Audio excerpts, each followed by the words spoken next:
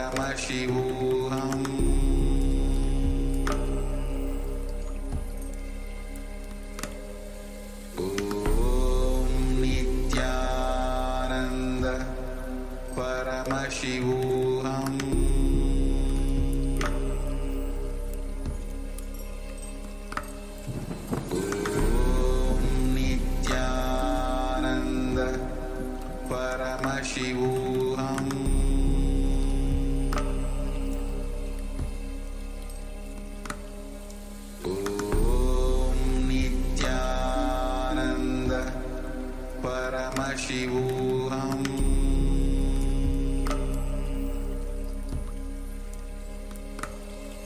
Om Nithyananda Paramashivoham.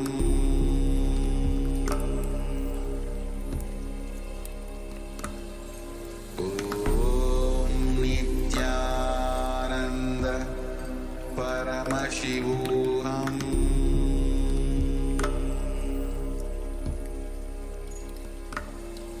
Om Nithyananda Paramashivoham.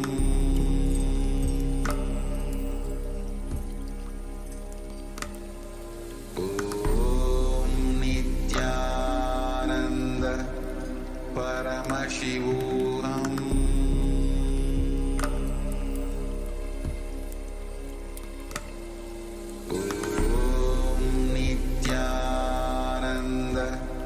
Paramashivoham.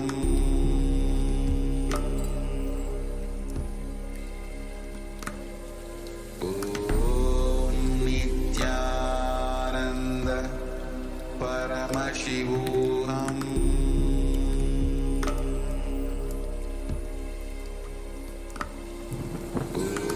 Om Nithyananda Paramashivoham.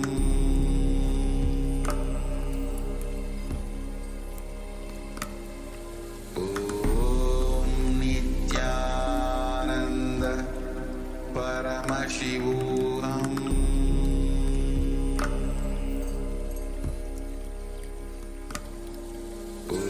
Om Nithyananda Paramashivoham. Om Nithyananda Paramashivoham.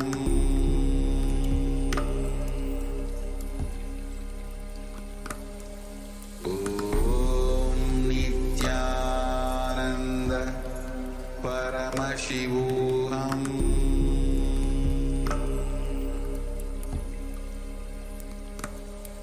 Om Nithyananda Paramashivoham.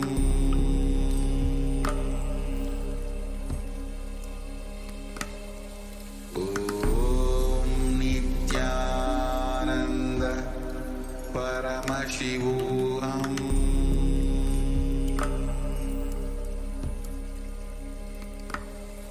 Om Nithyananda Paramashivoham.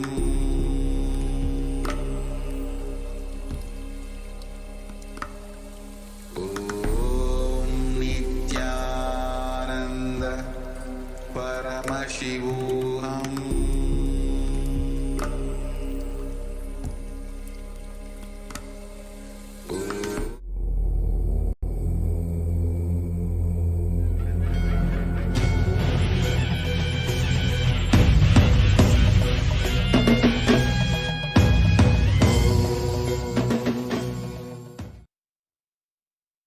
Paramashiva's message directly from Kailasa, Maha Kailasa. Listen. Ability to face yourself in the parallel universe.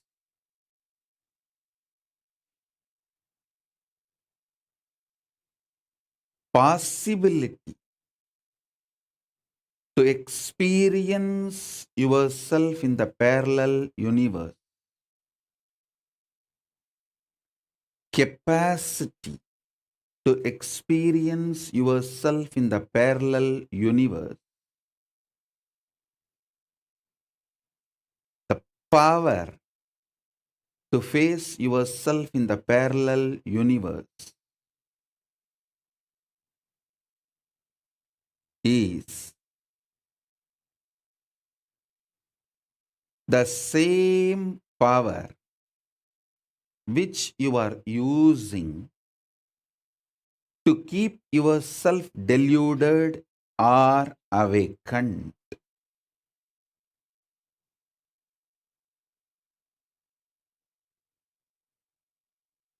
I am repeating. your ability, your power to keep you deluded and keep you awakened. Either to keep you deluded or to keep you awakened or to play between these two. All are your freedom and does not require anything added to you. How you face yourself in this universe, deluded as a suffering being, bound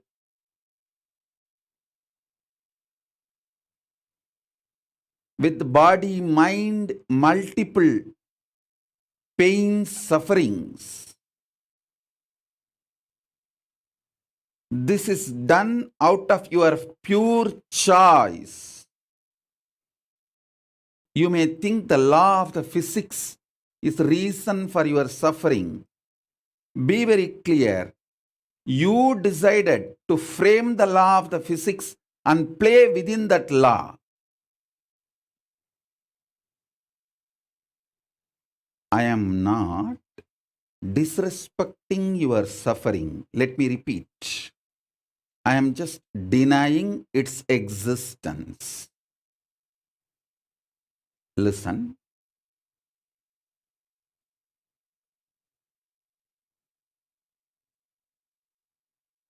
Your ability to see yourself as Paramashiva,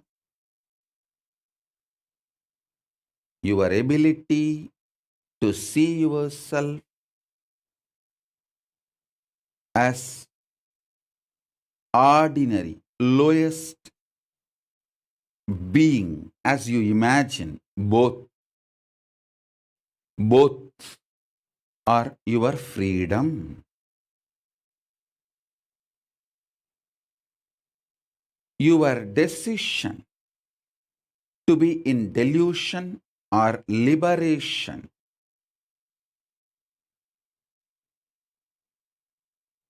both are your decision.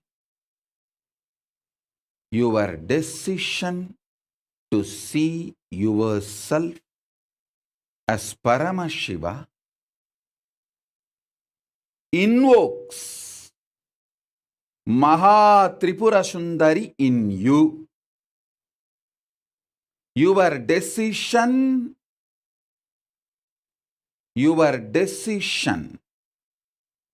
to be out of delusion, to face yourself as Paramashiva, invites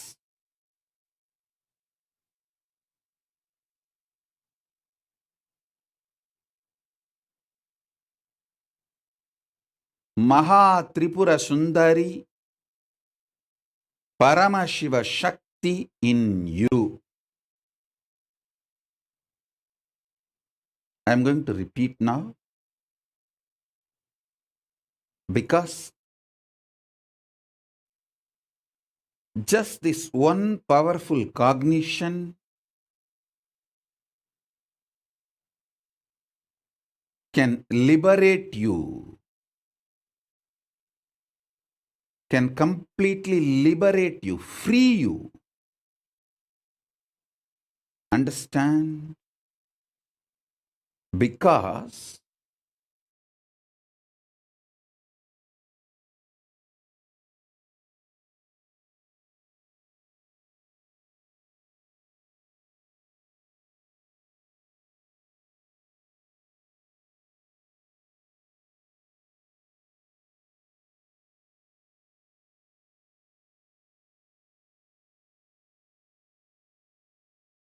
and delude yourself in this universe, you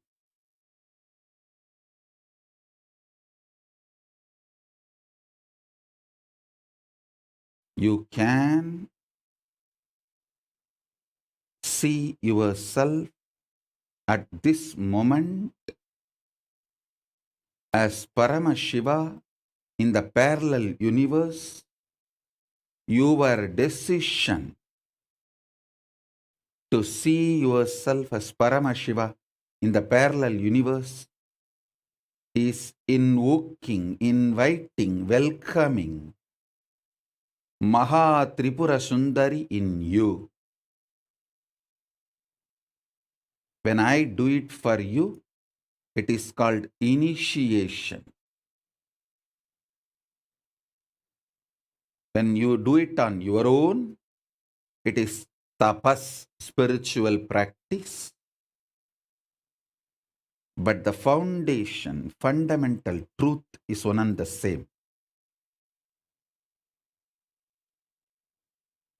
In Samadhi, I saw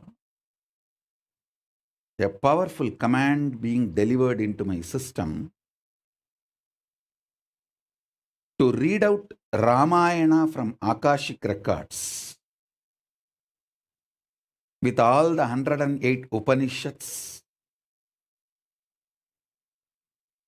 because the Rama beautifully explains how he manifests in parallel universe, how he exists in parallel universe. So from today,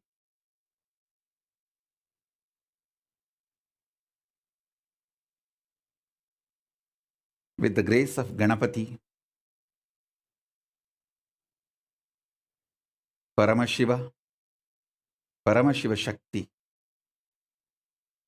Bhagavan Sri Ramachandramurti himself, and all the gods and goddesses of KAILASA,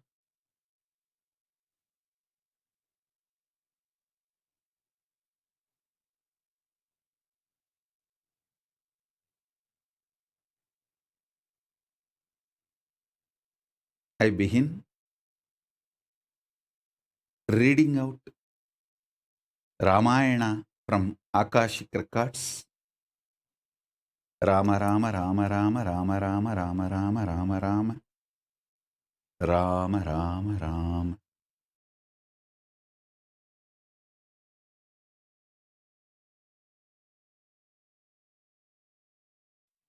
One of the foremost truths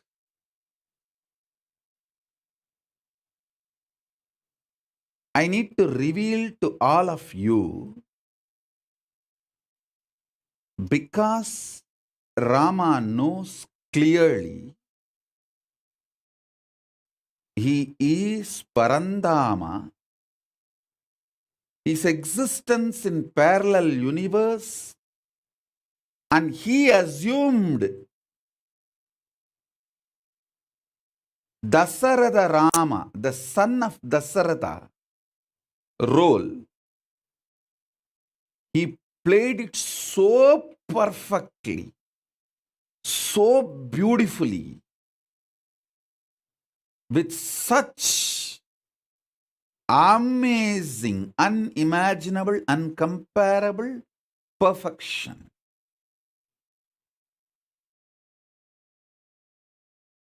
Unimaginable, uncomparable perfection.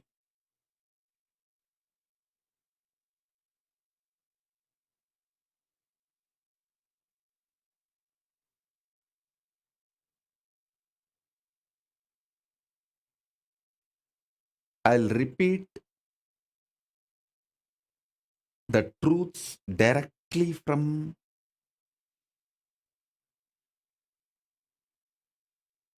Mahakailasa as it is.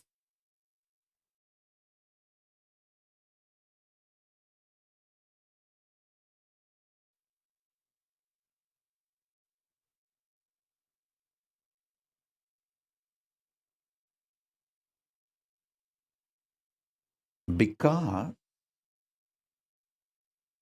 you exist as Paramashiva, and as you feel yourself now, your identity, You started seeing your identity now. This itself proves you exist as that too. Sometimes you see, for some kalpas, a few million years, you enjoy yourself as Paramashiva, and suddenly you decide, okay, let me just go for a vacation. And you decide to enjoy yourself for a few million years as human being. When you feel tortured, tired, bored of existing as a human being, again you feel you need to get back to your parallel universe existence, Paramashiva, and you ask for some help. Paramashiva comes as a guru and reminds you, and you just enter into your parallel universe being.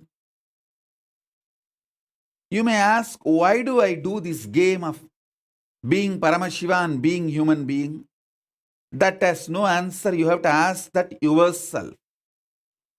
Why I play these two games, I know the answer. Why you play both the games, you should know the answer. I cannot give the answer for you. Why I did not get married, I know. Why you got married, you should know. How do I know?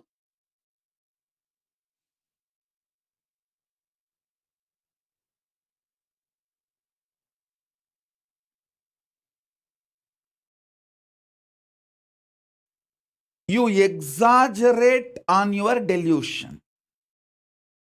You exaggerate on your ignorance. You exaggerate on your stupidity. You exaggerate on your impossibility. You exaggerate on your victimhood. You exaggerate on the life negative aspect of you.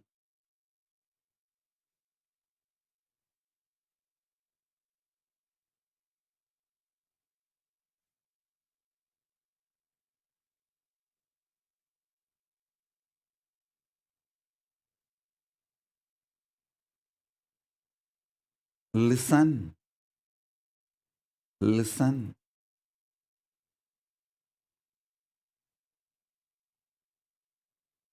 The space of Akshara,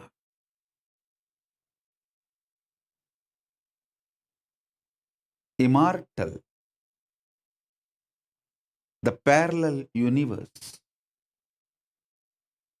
your existence in the parallel universe, in the space of Akshara, gives you the confidence, courage, boldness inside you that you don't die. You are going to exist forever. Understand?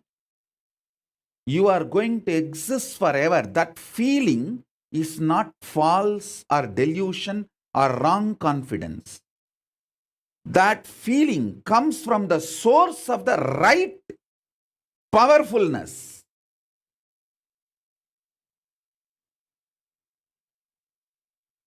If you have deep down the feeling, even when you see so many deaths, deep down inside you, you feel you are not going to die. It is not false confidence. Please understand, you are not wrong when you feel that. Even if you feel it's a false confidence, it will not leave you because it is not false confidence.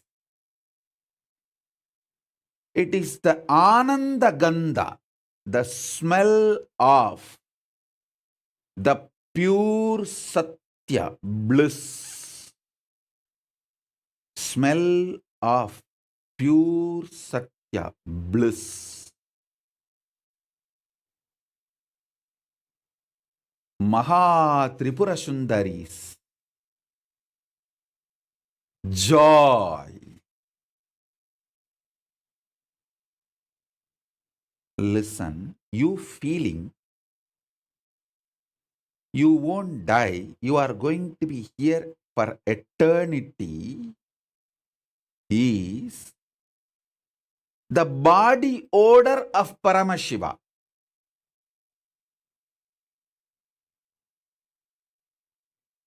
Listen, I am translating in a very grass English language, but I want all of you to know how many of you, even after seeing so many people, friends, family, so many people dying,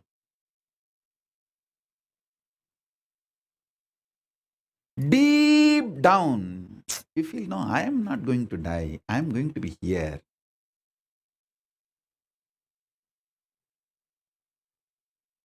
I am going to exist forever. Only from that cognition you always operate, plan, strategize. How many of you feel that? Raise your hand. I tell you all, you are actually enjoying the Ananda Gandha, body odor of Paramashiva. It is delicious. Enjoy it. Don't hate it. Anyone who understands his confidence of immortality, avimuktatva, indestructibility, akshayatva, only is allowed inside the Varanasi.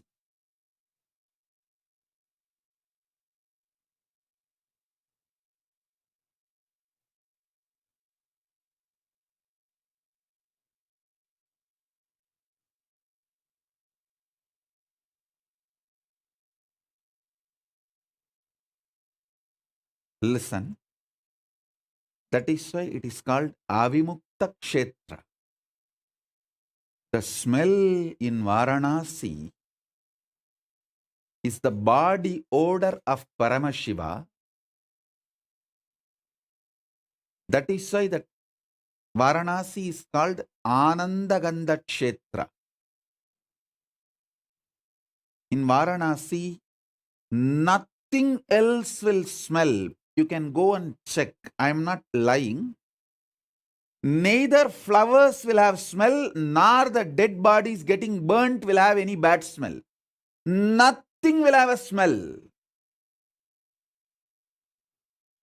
Because that Kshetra smells the body odor of Paramashiva. Ananda Gandha.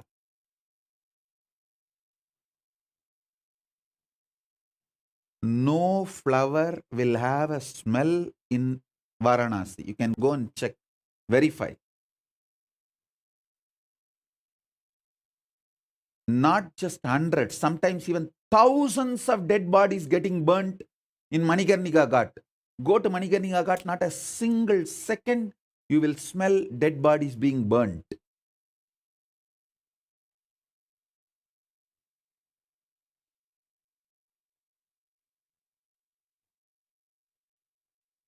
If you are having a deep down, you are not going to die. Be very clear. That is the root of Paramashiva. That's a body odor, Ananda Gandha of Paramashiva.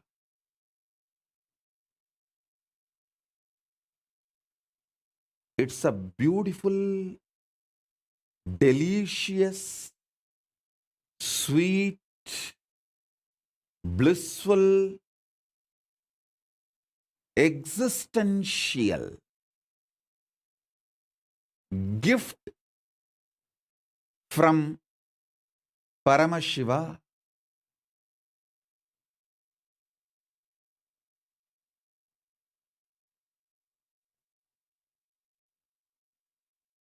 Yogini Nityapriya is messaging, Wow, I really experienced this, Swamiji.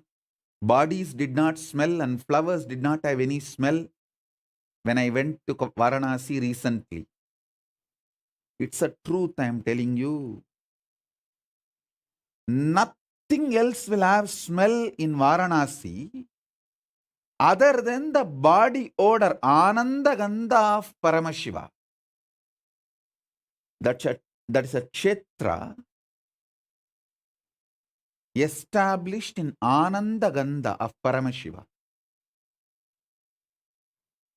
It's called Avimukta Kshetra. Listen. Knowing you are Avimukta, even when you have doubts, hatred, denial, which comes and goes, deep down again, your fundamental foundational strategies and cognitions to work exist, gushes out of the confidence you are going to exist eternally. That confidence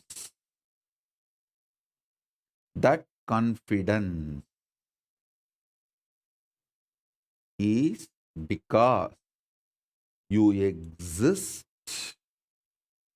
in parallel universe.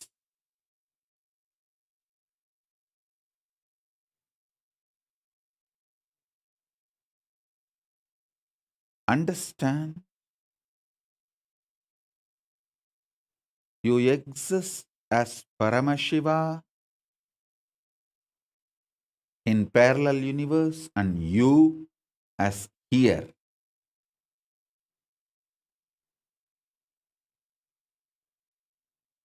The first question you will get, then how can I realize?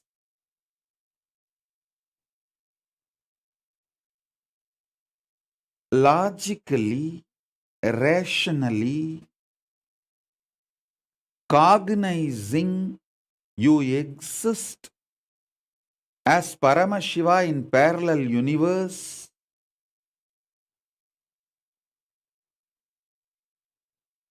is enough. You don't need a separate methodology or technique to face yourself in the parallel universe. Manana,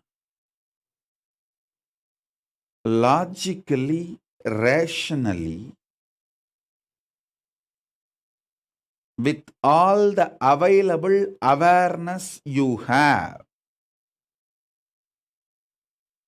collecting it and cognizing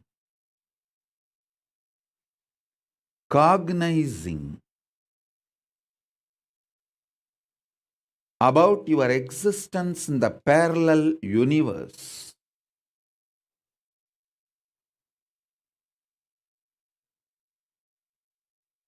You will wake up to the truth. Actually, it's not that you who want to face your parallel universe existence, Paramashiva.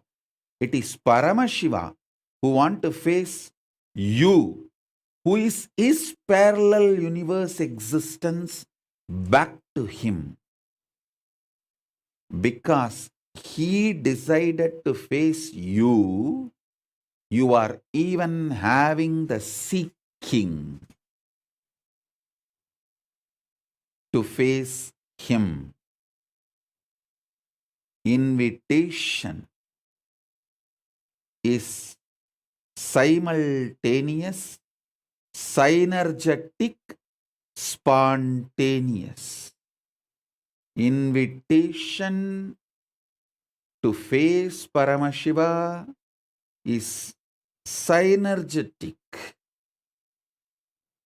spontaneous, and simultaneous.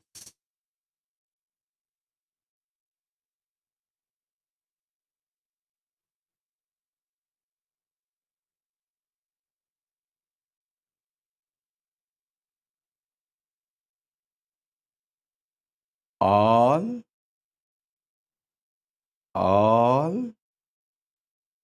qualities of Akshara, Amritatva, immortality, life positivity is your existence in your parallel universe as Paramashiva. It leaked from there. It leaked from there.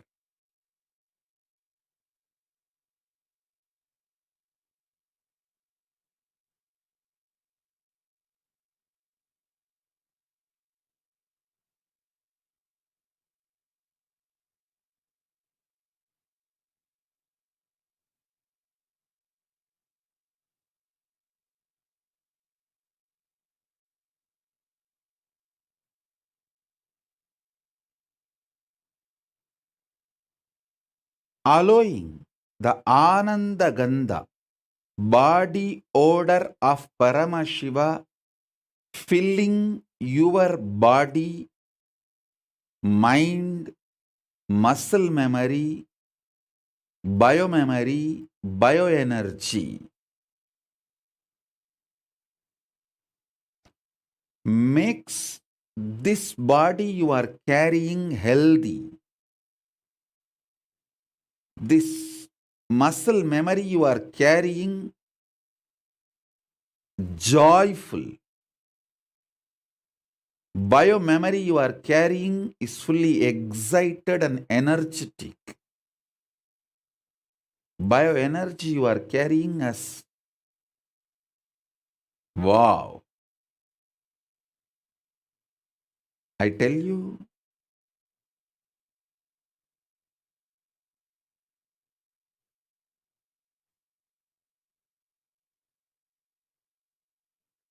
in right place, if you have your wealth, you will attract more investors who will put their wealth also with you to take care. In wrong place, if you have your wealth, you will attract thieves who will try to come and snatch it and take it away and go and make you poor. Wealth is not wrong. How and where you keep is going to decide whether you are going to attract more wealth or lose what you already have. Same way, understand this example. Same way, this Ananda Gandha you have from Paramashiva, your parallel universe existence, if you keep it safe, you will attract more and more qualities. You will manifest more and more powers of Paramashiva.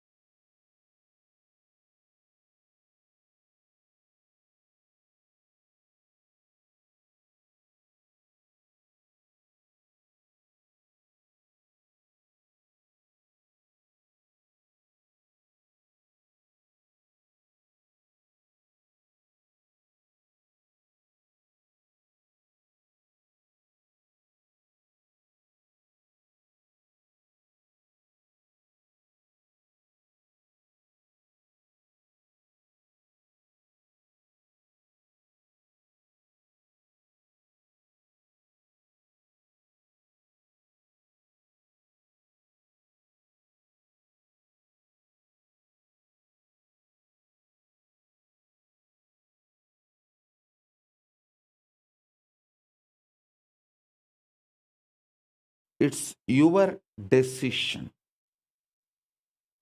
Understand?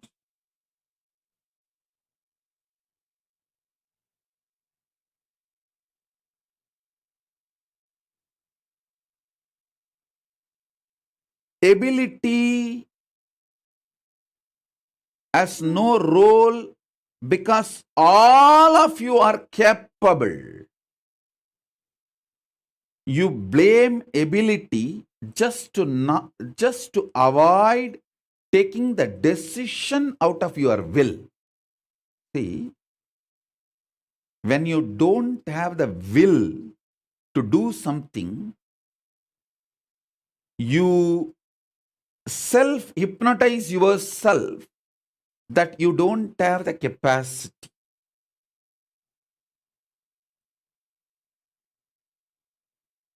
No such thing as no capacity exists in the universe. Diagnose your problem rightly. It is not having will, not having capacity. If you diagnose it wrongly as not having capacity, you are never going to get out of the problem. And that is the way you seal your problems and live forever in your sufferings and suffocations.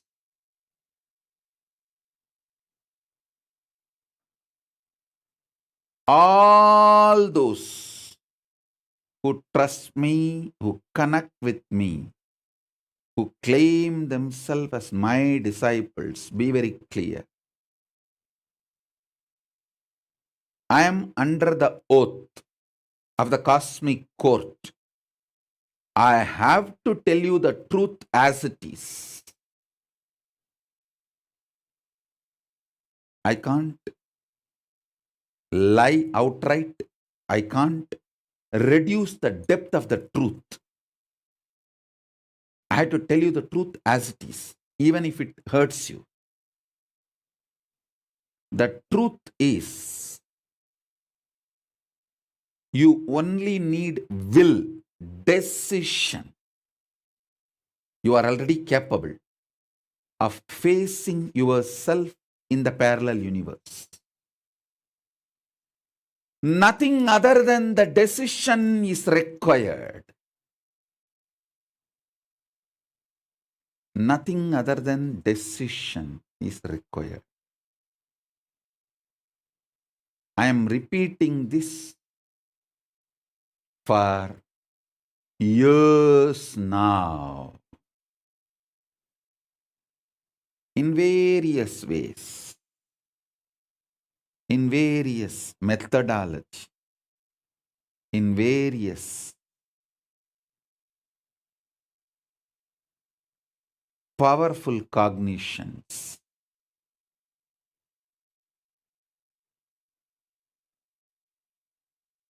Listen. Now I'm going to put it in a very straight, simple way. Your decision to manifest as Paramashiva, face yourself as Paramashiva, is Mahatripura Sundari. Your decision to face yourself as an ordinary human being, as you are facing in your life now, is your spouse.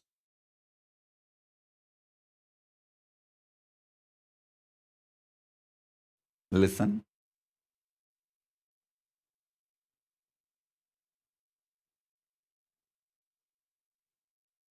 How much ever you suffered, you believed you are an ordinary human being, one glimpse of Mahatripura Sundari will make you feel you are Paramashiva.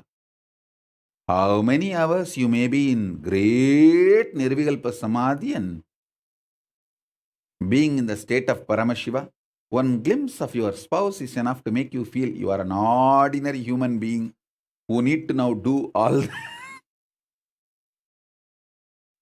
all the things he or she wants it immediately now.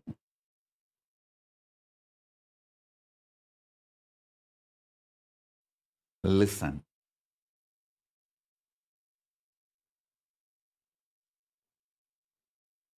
End of the day,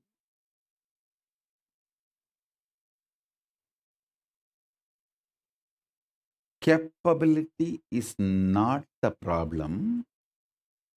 Decision is the problem. Decision is the problem.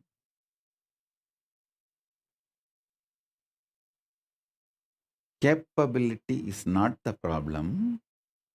Decision is the problem.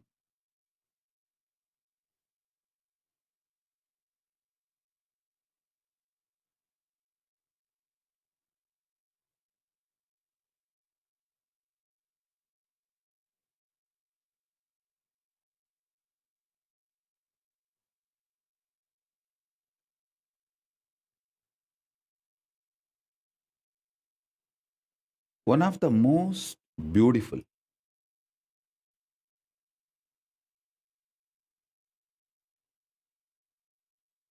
decision you will make is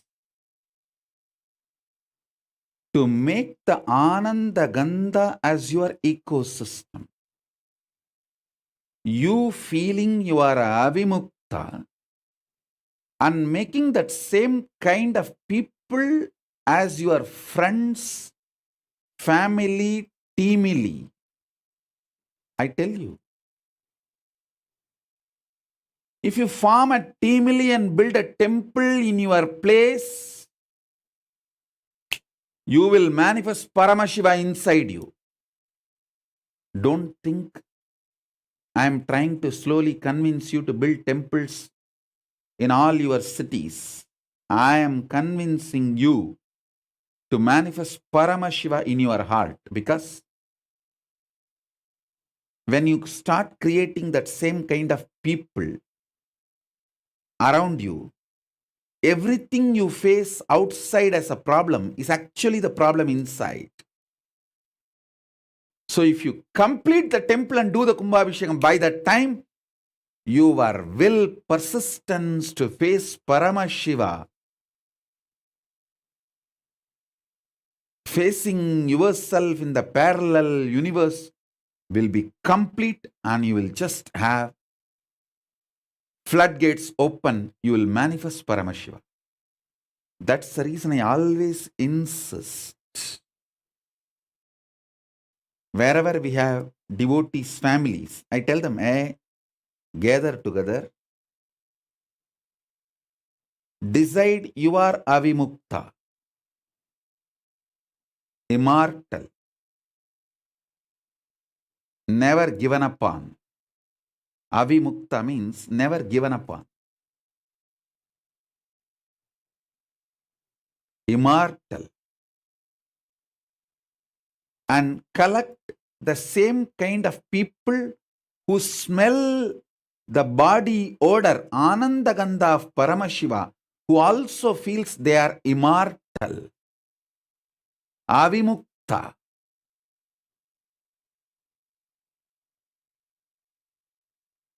That kind of people will continuously remind you to have that highest will to face yourself in the parallel universe. If you all gather and build one Venkateshwara temple, by the time you complete the temple, all of you involved in the team will become rich like anything. If you all gather and decide to build a Shiva temple, by the time you complete the Shiva temple, all of you will start radiating enlightenment. If you decide to build Devi temple, by the time you complete, all of you will start manifesting powers. If you all gather together in every city, decide to build Kailasa, you will have everything, because Kailasa has all gods, from Ganapati, Vishnu, Subramanya, Shakti, Paramashiva, Grahas, everyone.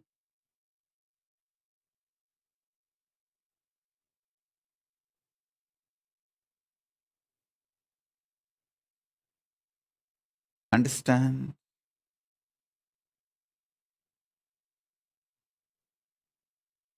Maha Tripura Sundari is your decision to be out of delusion.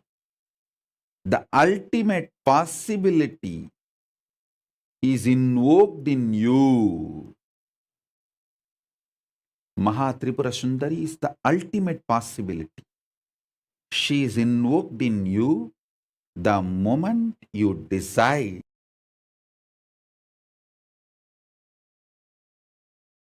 You will face yourself in the parallel universe as Paramashiva. She is invoked in you.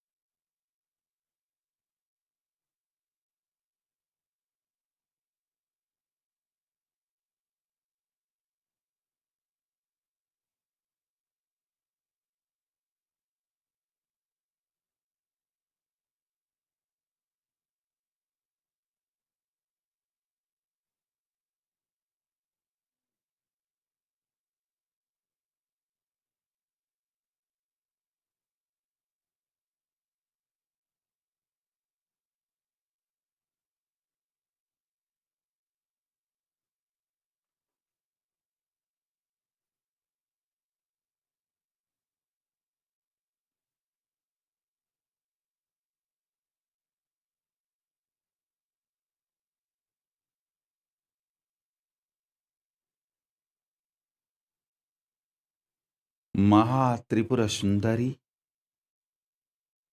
is the possibility to be out of delusion. You can face and live yourself in this ordinary human way, or you can face yourself as Paramashiva. If you decide to face yourself as Paramashiva, you invite, welcome, invoke Maha Tripura Sundari in your life. Food is not needed for you to be alive because you are convinced food is needed, food is needed. Sleep is not needed for you to be alive, but because you are convinced sleep is needed for you to be alive, you need it.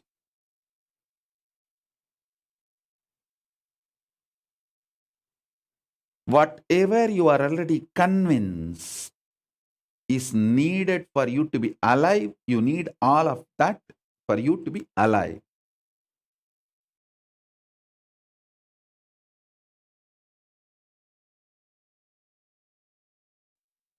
Breaking those convictions and dismantling the delusionary, binding convictions and assembling yourself with a liberating, powerful cognition is what is facing yourself in the parallel universe. If you do it on your own, it is tapas. If I do it for you, it is initiation.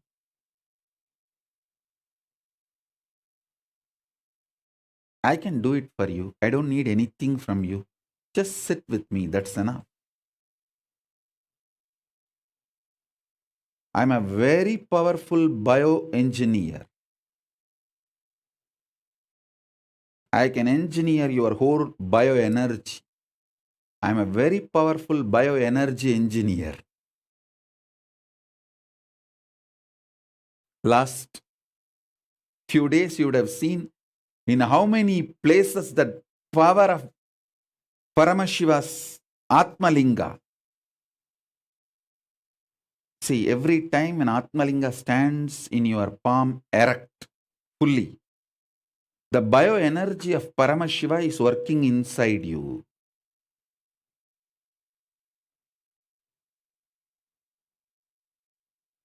Even when you are in your office, playfully do it. If you are bored of your work, tired of looking at the screen, just take few minutes off and put the Atmalinga.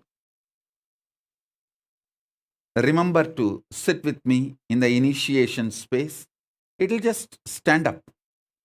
When it stands up, you will see your whole tiredness, boredom, everything disappears. Frustration, everything disappears. The bioenergy of Paramashiva from Maha KAILASA is directly showering on you. The Maha Tripura Sundari is manifesting in you. When the Atma Linga is standing erect in your hand, anything you ask, directly Paramashiva responds, represents.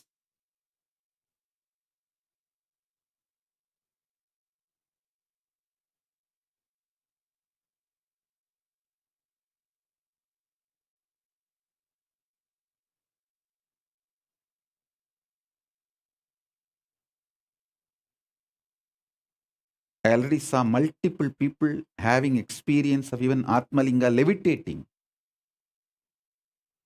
The Atmalinga is not even touching on their palm.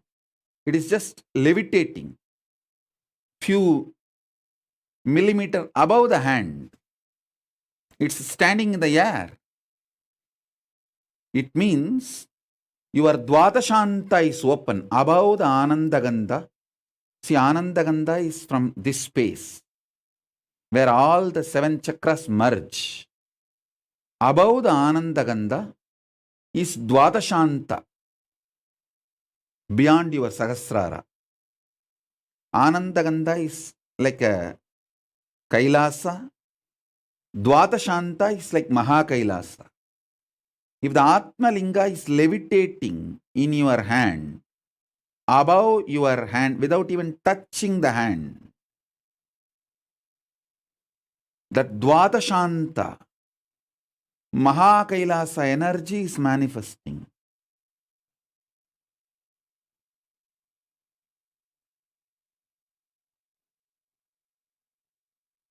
It's too simple. Too simple. Simple decision.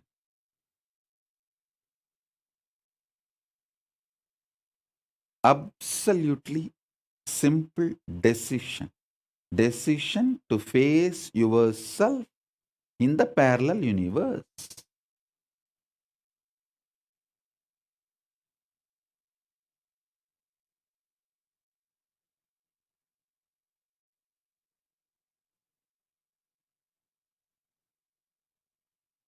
Constructing the powerful cognitions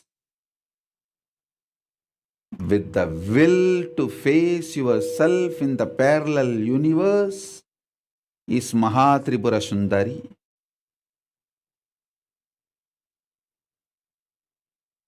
That is inviting Mahatripura Sundari.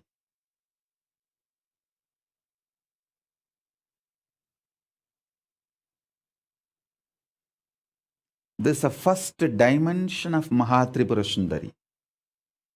I'm going to give few more initiations on Mahatripura Sundari. Today I wanted to give the introduction on manifesting Mahatripura Sundari.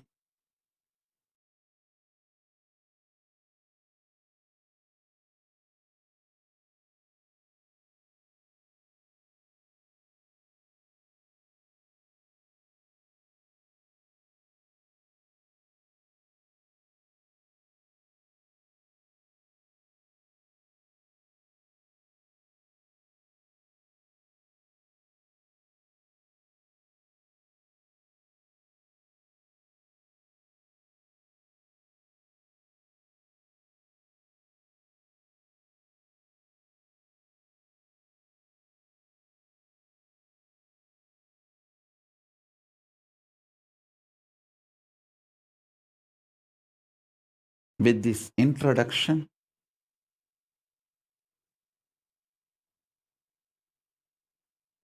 I'll give you a few minutes to get ready for initiation.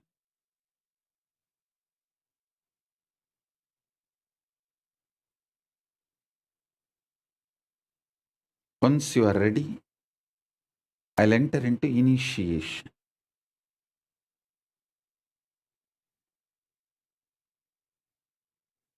Initiation is the time I do the work for you. You just sit with me, that's enough. I'll do it for you.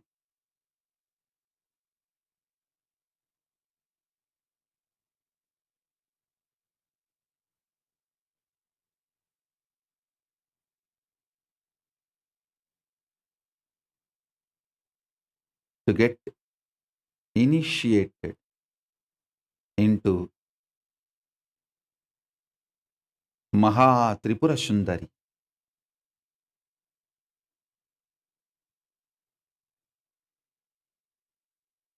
I'll bow down to Maha Ganapati with his permission.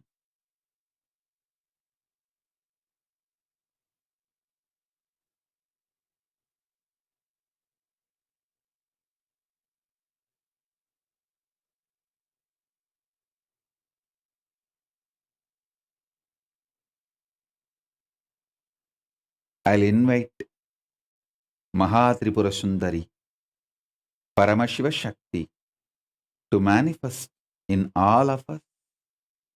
Om, Om, Om, Om. Now I'll start the initiation. Just keep the Atmalinga in your hand, palms, and sit. You don't need to close your eyes. Just have the darshan of this Meru. Sit comfortably. Have darshan of this Meru.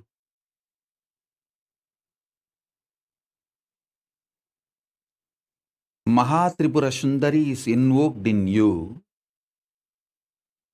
through Panjadashi, 15 syllable, Shodasi, 16 syllable, powerful conscious visualization, all the three put together. Parabrahma Swarupini Mahasaraswati, Parandama Swarupini Mahalakshmi, Paramashiva Swarupini Paramashakti. All the three put together is Mahatripura Sundari. Now, through Panjadasi, Shodasi, and conscious visualization, using all the three,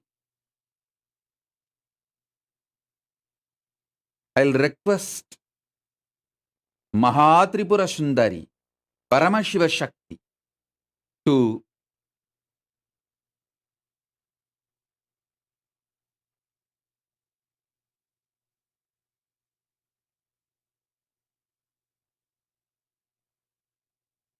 manifest in all of us. Paramashiva Shakti, Mahatripura Sundari, manifest in all of us and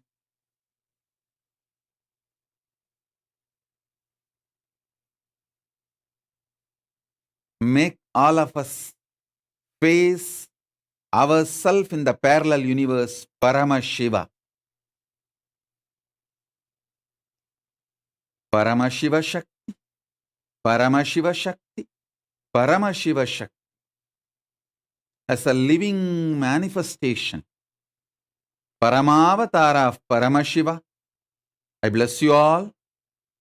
Let Paramashiva Shakti, Mahatripura Sundari, Rajarajeshwari, Parapattariga, Paramashiva Shakti, manifest in all of us.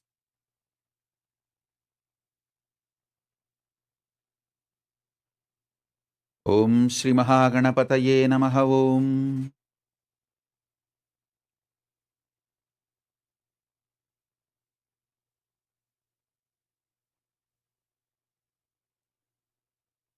Parabrahma Parandama Rudra Paramarudra Ishana Parameshana Sadashiva Paramashiva Mahakameshwari Sameda Mahakameshwara Paramashiva Shakti Sameda Paramashiva Maha Tripura Sundari Parapattariga Rajarajeshwari Om Om Om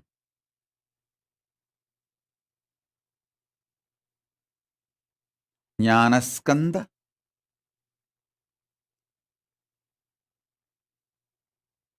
Om Om Om Om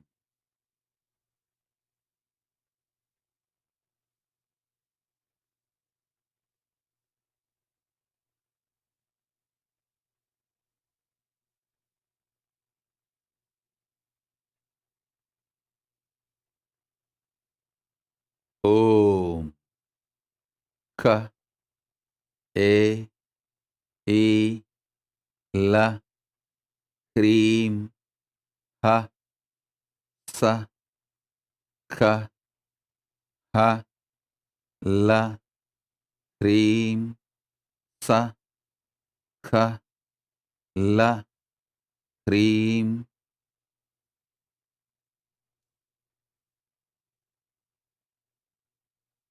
These vibrations are the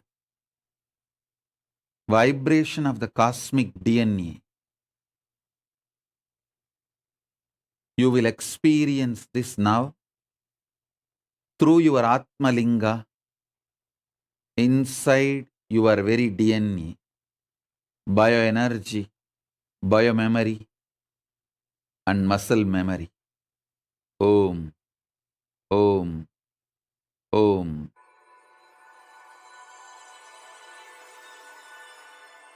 शिवशक्त्या युक्तो यदि भवति शक्तप्रभवितुं देवं देवो न खलु कुशलः स्पन्दितोऽपि अतस्त्वामाराध्या हरिहरप्रियादिभिरपि प्रविन्तुं स्तोत्रं Krim तनीयां सम्पांसुं तव चरणपङ्केरुहभवं विरिञ्चे सञ्चिन्वन् विरचये Om, Om, Om, Om, Om, Om, Om, Om. शुद्ध्यैनं भजति भासितो धूलनविधिम्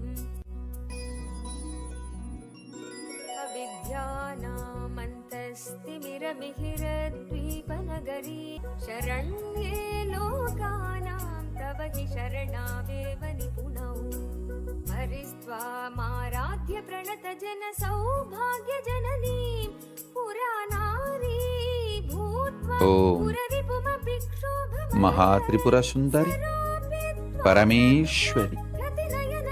Om, Om, Om, Om.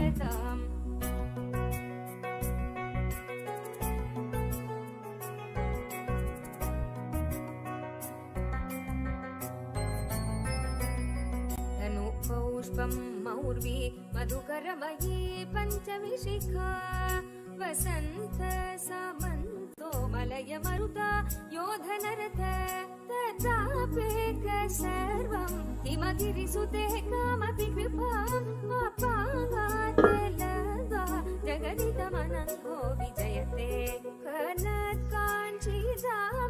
करिकलभकुम्भस्तननथा परीक्षीण मध्ये परिणत शरच्चन्द्रवदना धनुर्बाणान् पाशं शृणिमपि ददाना करतलै पुरस्तादियास्तां न पुरमथितुराहो पुरुषिका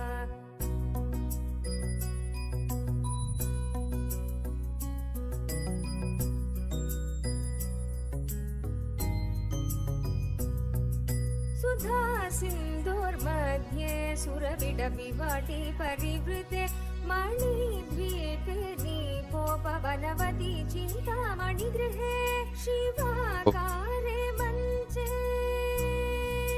ॐ शिवाकारे मञ्चे ॐ परमशिवपर्यङ्कनिलयां ॐ भजन्ति त्वं धन्या कतिचन चिदानन्दलहरीं महीमूलाधारे गमपि मणिपूरे हुताहं स्थितं स्वाधिष्ठाने हृदि मरुदमाकाशोपरि मनापि भ्रुमध्ये फलमपि वेत्पुलपदं सहस्रारे ह्रीं सगरहसि ह पद्याविहरसे स सुधाधारा सागरैश्वरणयुगलान्तर्विगलितैः ल प्रपञ्चं ह्रीं सिञ्चन्ति पुनरपि रसायमकसः ख ल ह्रीं भुजगनिभममद्युष्टवलयं स्वमात्मानं कृत्वा स्वपिशिकुलकुण्डे कुहरिणी चतुर्भिः श्रीकण्ठैः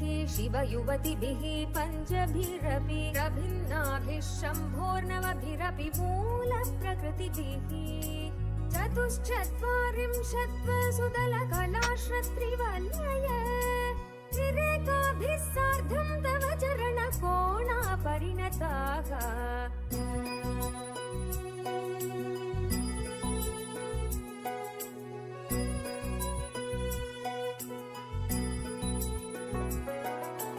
तदीयं सौन्दर्यं तु हि न गिरिकन्ये तुलयितुं कवीन्द्राकल्पन्ते कथमपि विरिञ्च प्रभृतय यदा लोकौत्सुक्यादवरललनायान्ति मनसा तपोभिर्दुष्प्रापामपि गिरिशसायोज्य पदवीं नरं वर्षीयां संनयनविरसं नर्मसुजडं तवापाङ्गलोके पतितमनुधावन्ति शतश गलद्वेणीबन्धा कुचकलशमिश्रस्तशिक्षया हठात्कृत्यताञ्चो विगणितदुकूला युवतय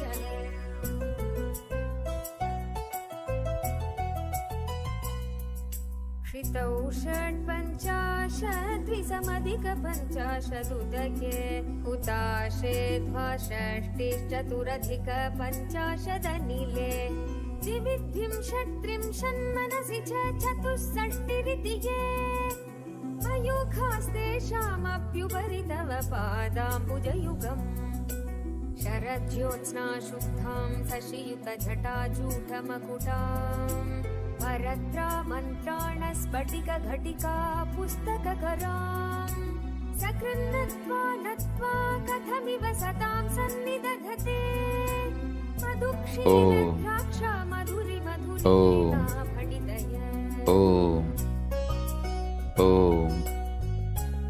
महात्रिपुरसुन्दरि परापट्टारिगा परमशिवशक्ति manifest in all of us. ॐ ॐ ॐ ॐ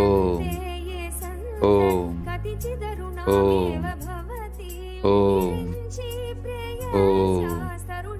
ॐ ॐ भिर्वाग्भिर्विदधति सतां रञ्जनममी सवित्रीभिर्वाचां शशिमणिशिलाभङ्गरुचिभिः वशिन्याद्यभिस्त्वां सर्वजननि सञ्चिन्तयति सकर्तां भवति भङ्गिरुचिभिः वचोभिर्वाक्भिर्निः वदनकमलमोदमधुरैः छायाभिस्ते तरुणधरणिधीशरणिधीर्देवं सर्वापूर्वी मरुणिमणिमतां स्मरति भवन्त्यस्य तस्सत्वनगरिशालीननयनो सहोर्वश्यवश्याकटिगतिर्वाणगणिता मुखं बिन्दुं कृत्वा कुचयुगमतस्तस्य ददधो हरार्ध्यायेद्यो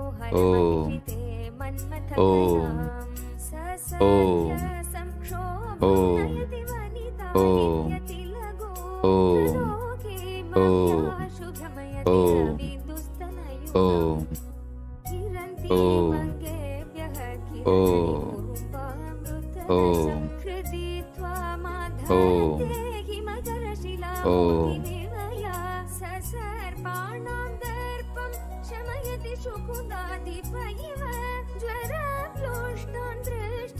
सुखयति सुधाधारसिरया तटिल्लेखा तन्वीं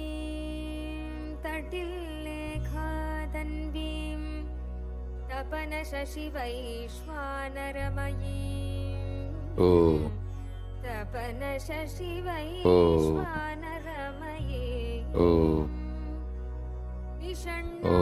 षण्णामप्युपरि कमलानां तव कला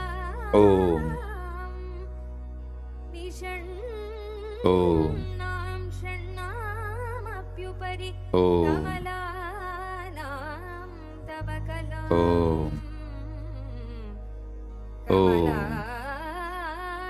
तव कलां कमलानां तव कला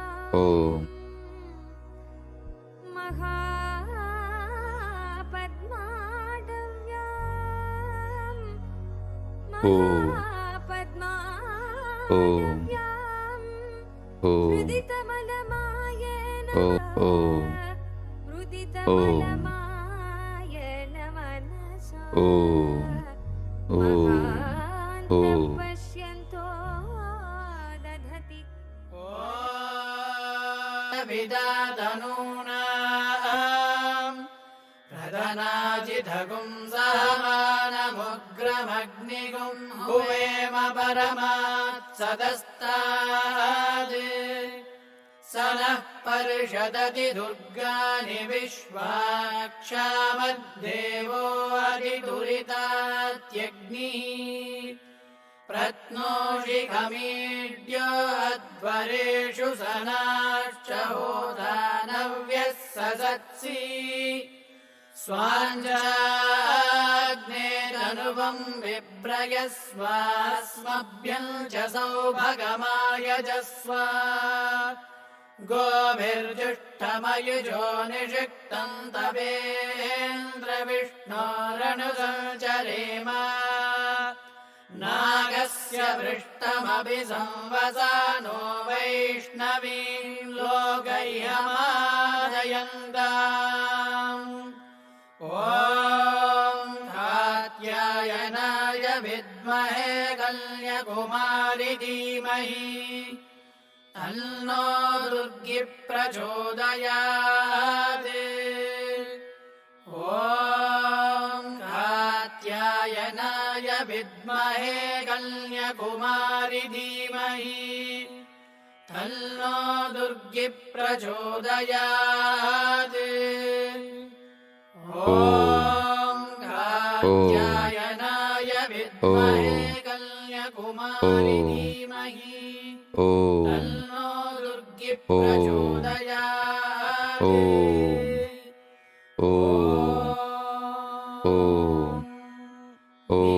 नित्यानन्दम्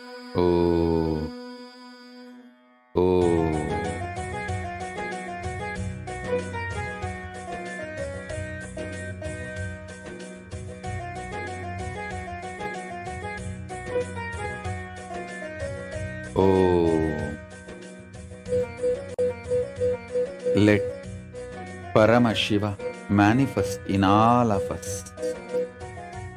Let Paramashiva Shakti, Maha Tripura Sundari, manifest in all of us.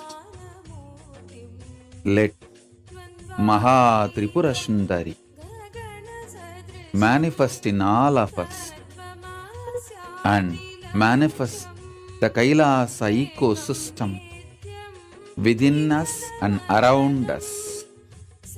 Paramashiva Shakti, Maha Tripura Sundari, Om Paramashiva Shakti, Maha Tripura Sundari, manifest in all of us. Destroy the delusion. Manifest Paramashiva in all of us. Om, Om, Om, Om. Om. Parabrahma Swarupini Mahasaraswati, Parandama Swarupini Mahalakshmi, Paramashiva Swarupini Paramashiva Shakti. All the three put together. Maha Tripura Sundari, Paramashiva Shakti, Parapattariga, manifest in all of us.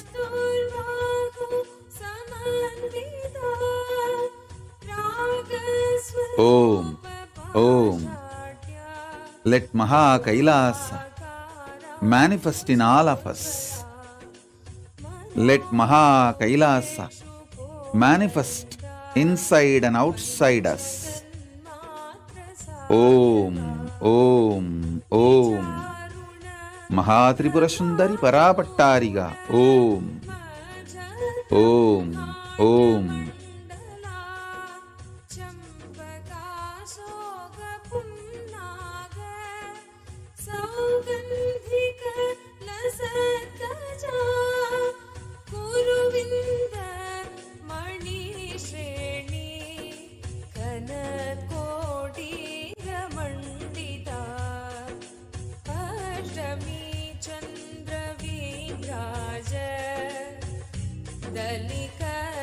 दलिकस्थलशोभिता मुखचन्द्र कलङ्काभ मृगनाभि विशेषका वदन स्मर माङ्गल्य गृहतोरण Chilika वक्त्रलक्ष्मी परिवाह चलन्मीनाभलोचना नवचम्पक पुष्पाभ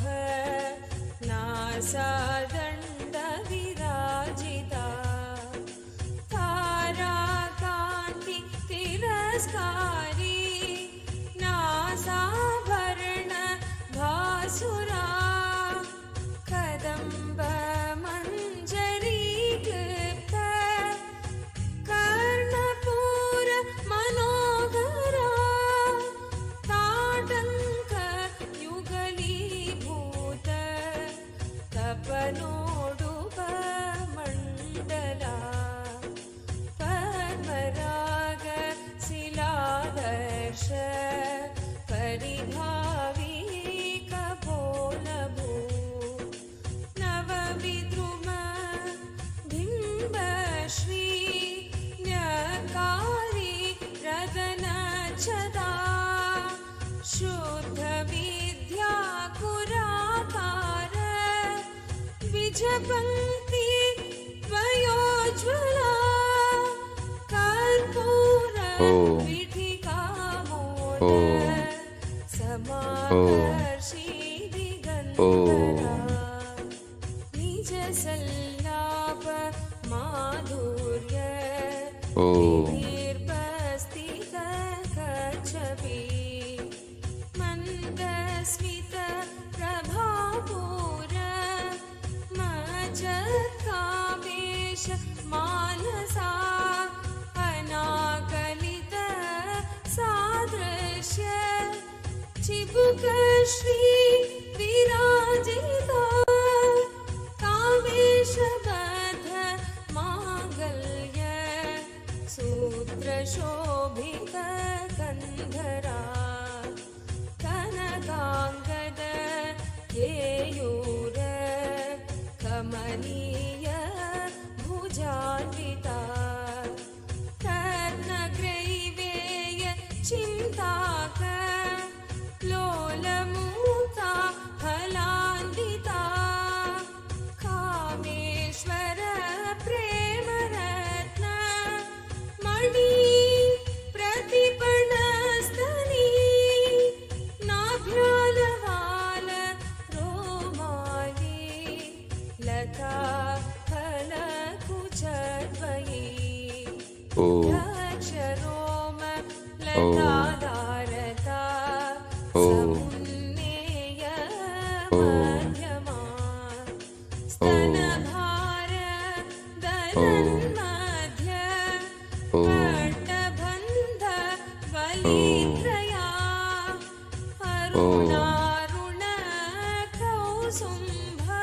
Om. वस्त्रभास्वत् कटितटी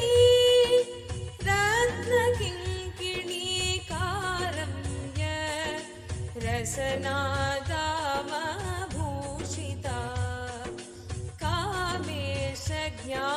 कामेशज्ञातसौभाग्य मार्धवोरुद्वयान्विता माणिक्यमुकुटाकार जानुद्वय विराजिता इन्द्रगोपपरिक्षिप्त स्मरतु नाभ जह्निका घूटगुल्फा कूर्मपृष्ठ जयिष्णु प्रपदान्विता नखदीधिति संजन्न नमज्जनतमो गुणा पदद्वय प्रभाजाल पराकृत सरोरुहा सिञ्चानमणिमञ्जीर मण्डित श्रीपदाम्बुजा मराली मन्दगमना महालावण्यसेवधी सर्वारुणानवद्याङ्गी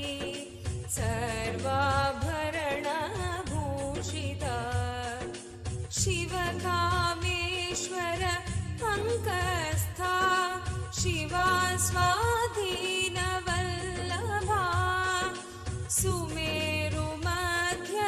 सुमेरुमध्यशृङ्गस्था श्रीमन्नगर नायिका चिन्तामणि गृहार्थस्था पञ्चब्रह्मासनस्थिता महापद्माटवी संस्था कदम्ब वनवासिनी सुधासागर मध्यस्था कामाक्षी कामदायिनी देवर्षिगणसङ्घात स्तूयमानात्म वैभवा भण्डासुर वधोद्युक्त शक्तिसेना समन्विता संवत्करी समारूढ सिन्धूर रजसेविता अक्ष्मारूढाधिष्ठाश्च कोटिकोटिभिरावृता चक्रराजरथारूढ सर्वायुध परिष्कृता गेयचक्ररथारूढ मन्त्रिणी परिसेविता गिरिचक्ररथारूढ दण्डनाथा पुरस्कृता ज्वालामालिनी काक्षिप्त वह्निप्राकार मध्यगा भण्डसैन्यवधोद्युक्त शक्तिविक्रम हर्षिता नित्या पराक्रमाडोप निरीक्षण समुत्सुका भण्डपुत्र वधोद्युक्त बाला विक्रमनन्दिता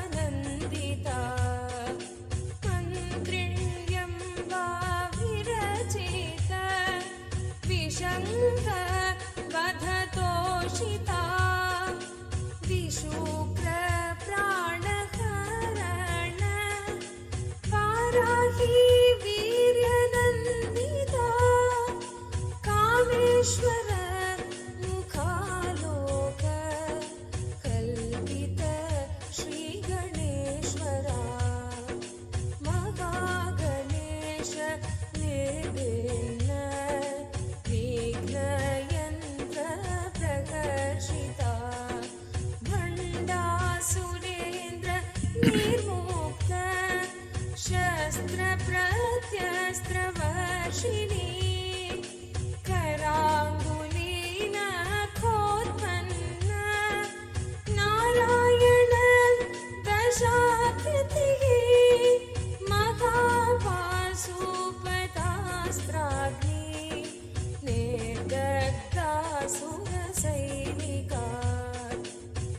Om.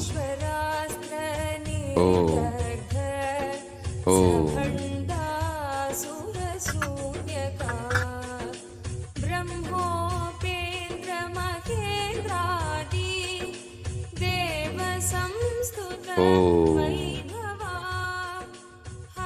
Om.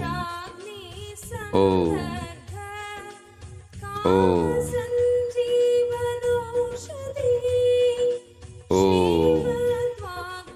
As a living manifestation, Paramavatara of Paramashiva and Paramashiva Shakti, Maha Tripura Sundari, I bless you all. Let Maha Tripura Sundari, Paramashiva Shakti and Paramashiva manifest in all of us.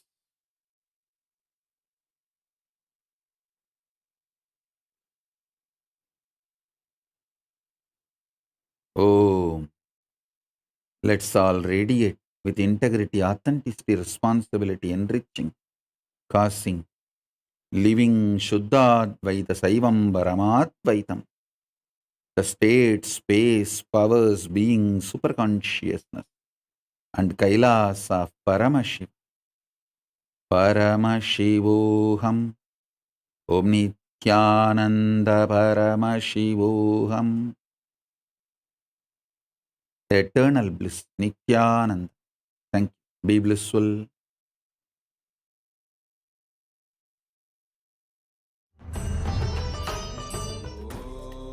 Nithyananda Paramashivoham. Om Nithyananda Paramashivoham.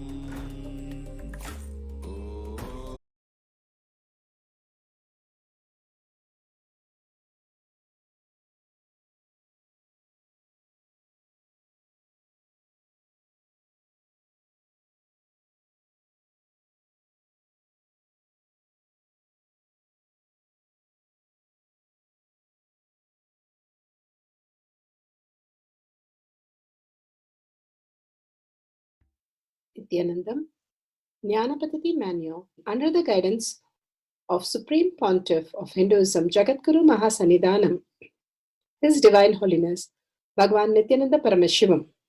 Let's start with the Sadguru Vandanam. Nithyanandam Paramasukadam Kevalam Jnanamurtim Dvandvatitam Gaganasadusham Tattvamasya Laksham Ekam Nityam Vimalamachalam Sarvadi Sakshi Bhutam Bhavatitam Trigunarahitam Sadgurum Tam Namami. Let's go through the disclaimers. Security measures. No photography, video, audio recording. Important cautions.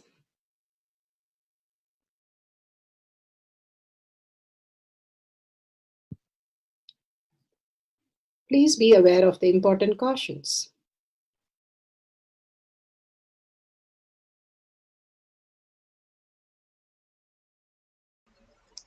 Science of our manifestation is authentic, time-tested, scientific, and foolproof. The pramanas, the evidences, Shastra Pramana, scriptural evidences, the authentic scriptures, Shrutis, the Vedagamas stand as a foundation for Hinduism. Apta Pramana, authentic, time-tested, foolproof compilation of the experience of the sages, rishis, and enlightened masters, which is in terms with the Shastra Pramana.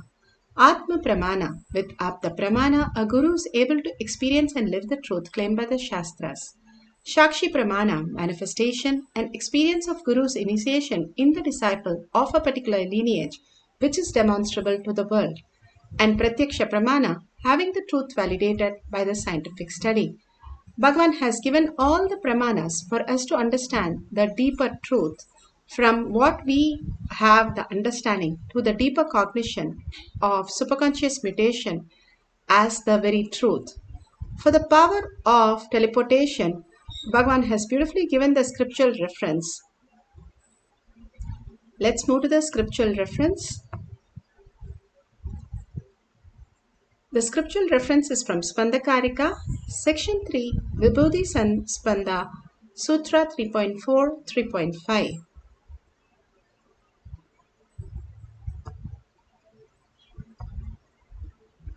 Section 3 of Vibhuti Spanda, Sutra 3.4 and 3.5.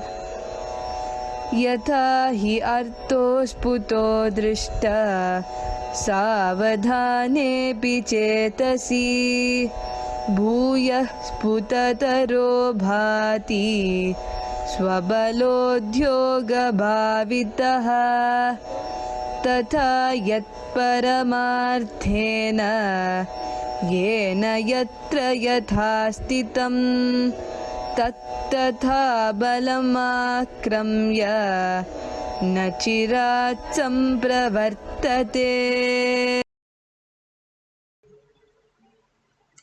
Bhagavan Paramashiva has beautifully explained what is static matter, dynamic activity, and strategic existence. Static matter.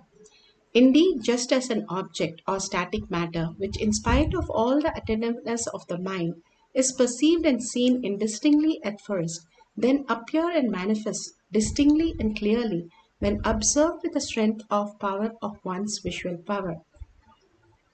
As when the yogi restores the power of spanda, third eye, the dynamic activity, the highest essential nature of oneness, with Paramashiva, then whatever thing or object or idea which is static matter exists in the highest dimension, in whichever form, wherever, in whichever place or time, in whichever state or dimensions, that thing or object at once appears and manifests that very way by the nature of strategic existence.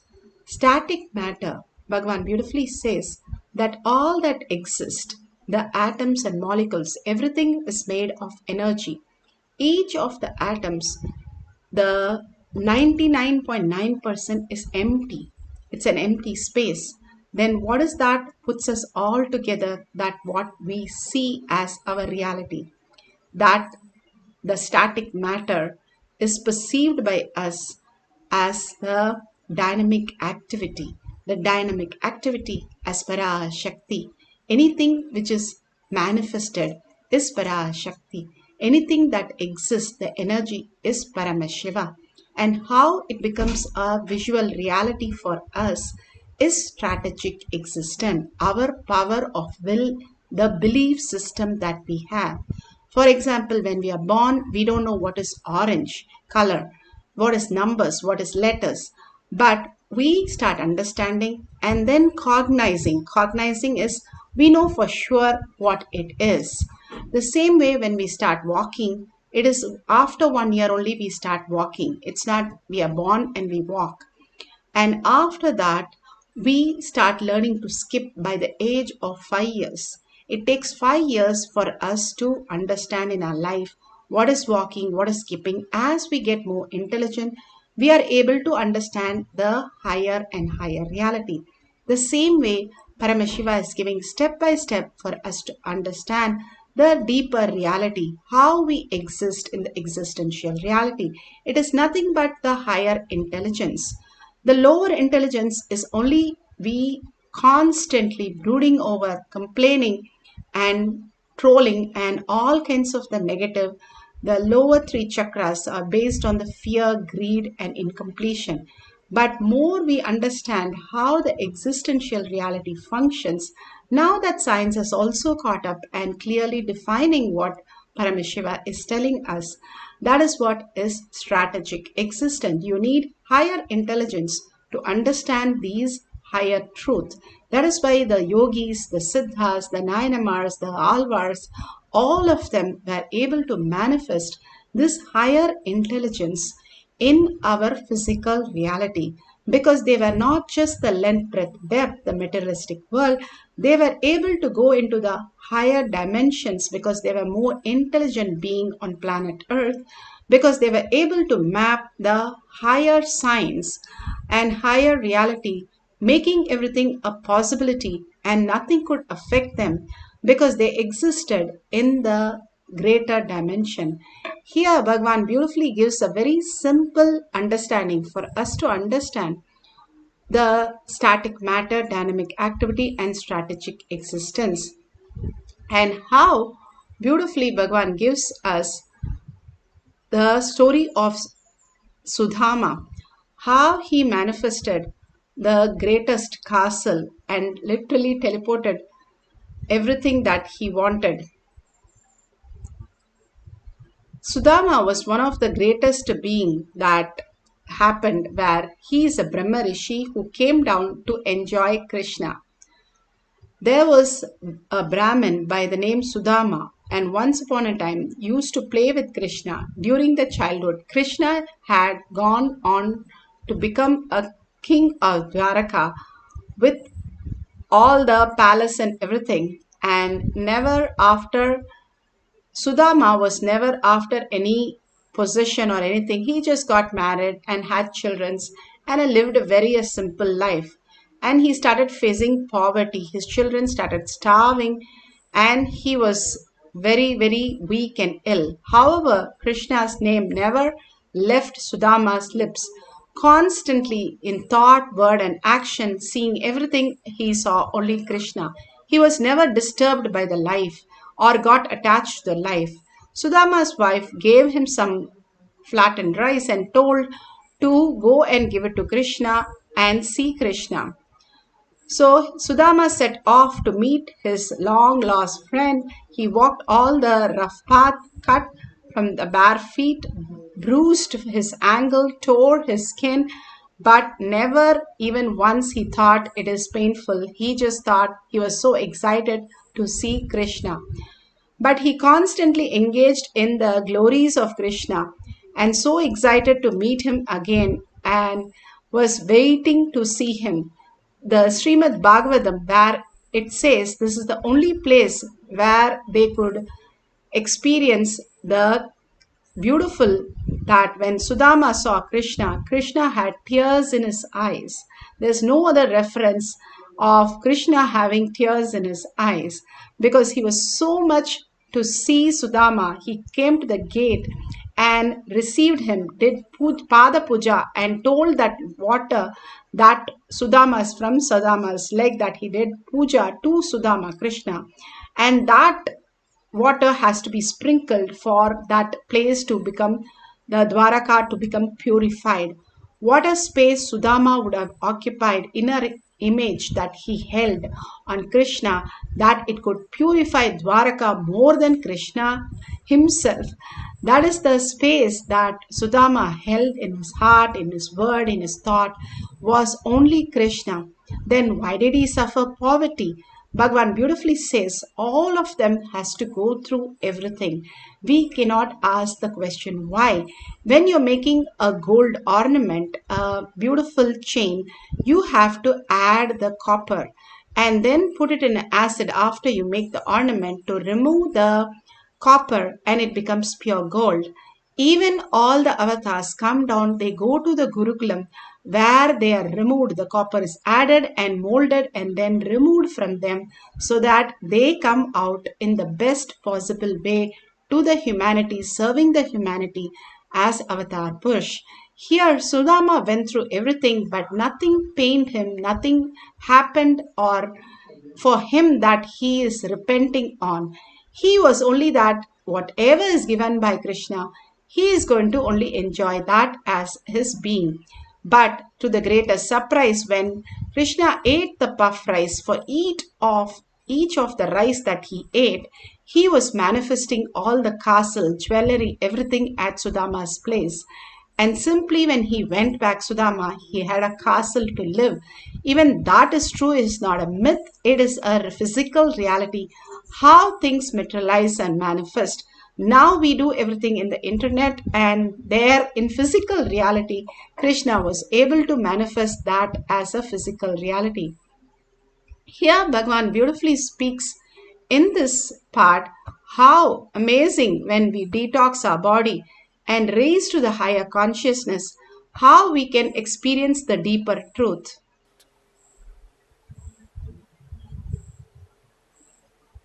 This old lady with whom I was staying in Gujarat, she will do this. I have seen.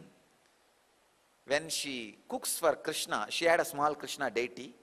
I have told you guys many times about that story. She had a Krishna deity. She will cook sometime and feed, and sometimes she will bring from that village bazaar and feed the Krishna. When she cooks, she will tie that cloth. She will tie so tightly, I will sometimes feel that she should not die without having the breath. She is already old. And she will tie and tighten that in a very unique way. One side she will tie it on a stone, a pillar, and pull the other side. I'll sometimes wonder she should not strangle herself, but she will tie it nicely, and she will not talk. And she cooks. She will cook little bit small, some rice and dal and that kind of thing only.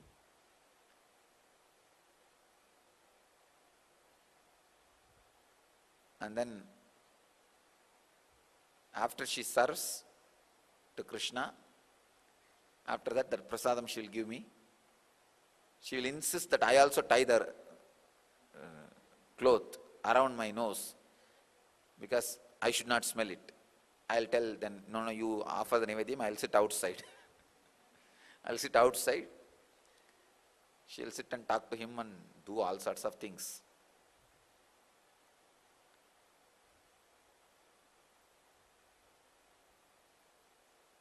Tanmatra of the food is smell. Tanmatra of your body is your subtle body which you experience during dream state. If you just remember the body you experience during dream state, you will see it is all broken. You will not have leg properly, you will not have head properly, you will not have hand properly. Try to remember. Because you are not keeping physical body properly. That is why the subtle body is not proper. First step to purify the subtle body, to raise yourself to any frequency is at least 6 months you should do workout. Yoga and the new form of yoga which I developed as a Yen fitness. Whole day, all 21 points of your body should have that subtle sweet pain of muscle building. Means at least 3 times you have to work out. Each time 1 hour. So 108 Surya Namaskar. Each time, understand. And some heavy weightlifting. All 24 hours your body should have, the 21 points of your body should have that sweet pain. When you do the heavy workout, you will have that sweet pain. That should be there throughout your body at least for 6 months. Means 6 months you should do Yen fitness session for 3 hours a day. 3 times a day. 1 hour each session, like that 3 sessions. Then you will see in the dream, when you remember your form, it will be complete. It will not be broken. Your tanmatra and physical body will be in tune. This is the first step.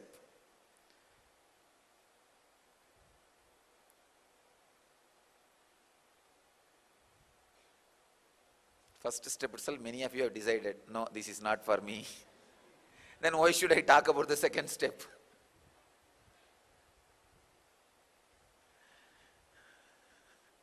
If I talk about the second step, the remaining few people who are having confidence also.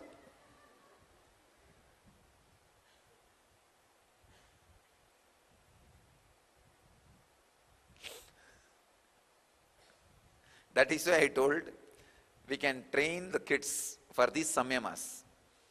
These samyamas are like stories you should listen and enjoy. And after the session you should tell, we can train our kids.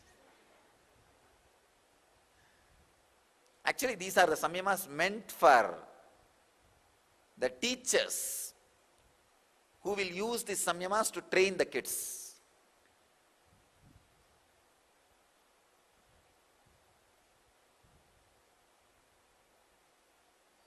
The second level of this samyama is you should slowly learn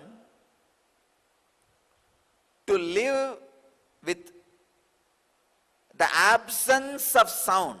Please understand. When somebody talks to you with a 3 feet distance, you will listen the sound. When somebody talks to you from 10 feet, you will listen mildly. When somebody talks to you from the 100 feet, just by the air which is released from that person's mouth, you should be able to find out exact words, what he is uttering. I know that art. That is why I am living with some of my brahmacharinis.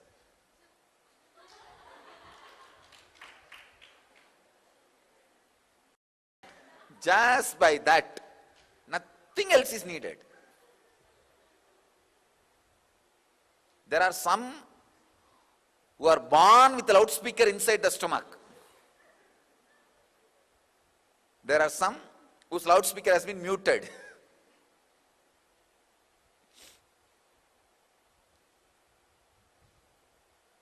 The Kailash, when the bodies were getting prepared,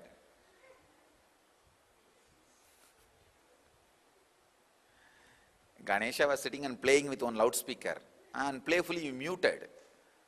Unfortunately, that loudspeaker got fixed into this body and it came down.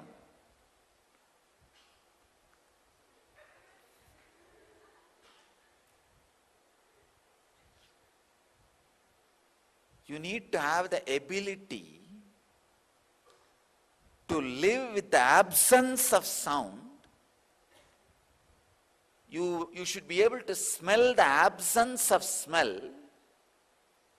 You should be able to feel the absence of touch. You should be able to feel the absence of taste. You should be able to feel the absence of scene. Understand?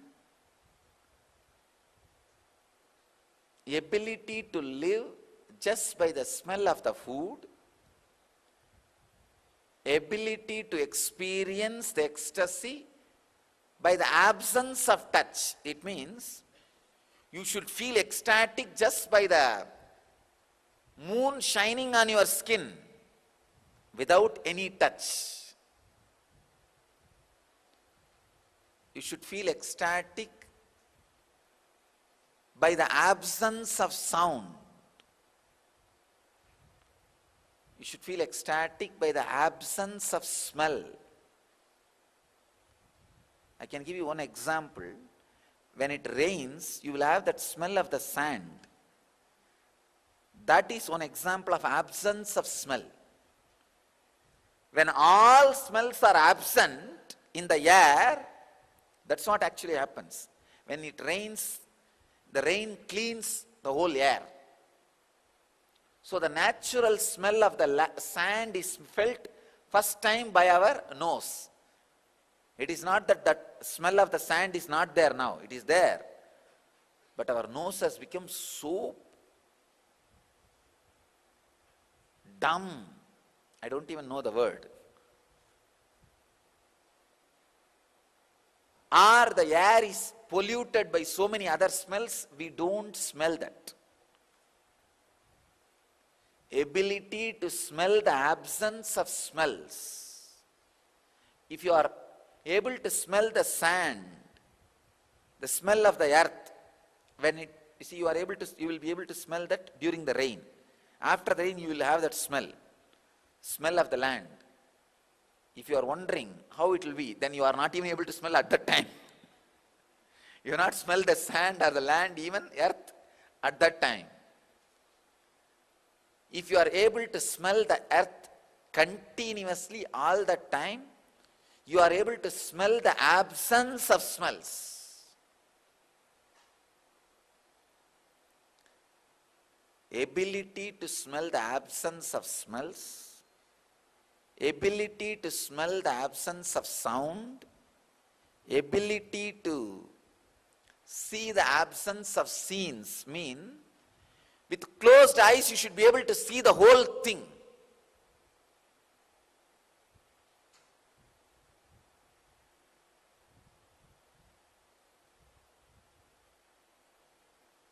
Now I was able to see actually. It took some 3-4 seconds.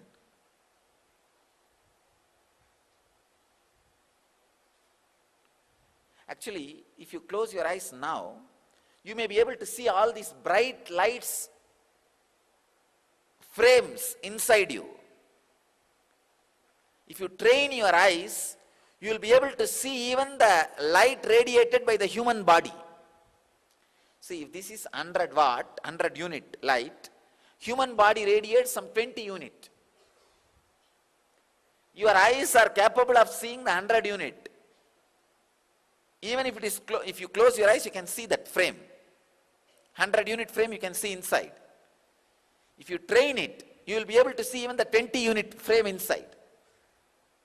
That is what is the tanmatra power of eyes. Why the cats and dogs can see in the dark? This is the way they can see. They can see even the lower frequency of light emission with closed eyes also. With open eyes also they can see, with closed eyes also they can see. Beautifully, Bhagavan is explaining how the higher intelligence we are able to see the tanmatra, the deeper truth, how we exist in the physical reality. Even dogs, cats have the higher intelligence to see beyond, they can see in the dark, completely dark area, because they use the light within to project just by the short span. They are able to hear beyond the sound, audible sound, like the dog whistle or the cat's eyes. These are also the higher intelligence that all of us possess, but we have forgotten the science which Bhagavan is reviving to make us understand this greater truth. Here in this Shakshi Pramana, where the devotee is demonstrating and showing how she experienced the power of teleportation.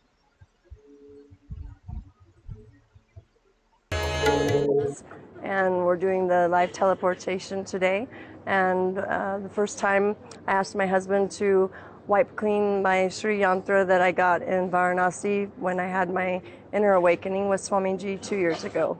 So this is a picture of the Sri Yantra, the first picture. And the second picture, you can see it's coming. Third, you can even see my husband's reflection in the Sri Yantra taking picture. So more and more is coming each time. Then I asked him to get my Kalabhaira that I also got in Varanasi. And this is the first picture. And this is the second. The Bhasma is teleporting, like dusting Kalabhaira's feet himself. That's the first picture of the Sri Yantra again. Back to Kalabhaira's feet. Blessing from him, true blessing. I'm so excited to be able to do this and show my husband, because I want him to come in March for Parashakti. He hasn't been here yet to meet Swamiji, so I'm hoping this will convince him to finally come. Thank you.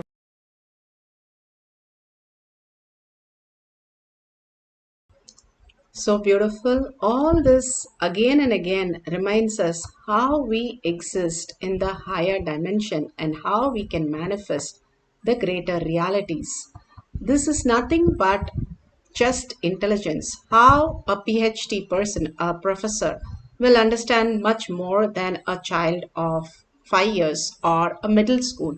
Same thing as greater, all the sages, higher wisdom, to manifest the higher reality in the physical plane is what power manifestation is.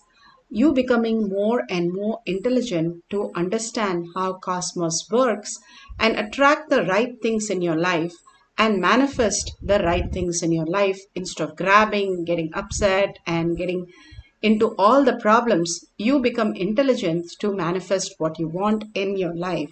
Here, Paramashiva has beautifully given us the greater truth to manifest today: teleportation. Wipe everything clean and decide who you want to teleport to. Like you want to teleport to your friends and families, the vibhuti, kumkum, basma, the energized rice, the turmeric rice, from one area to another. You can keep even deities, and you can also transmit from one place to another.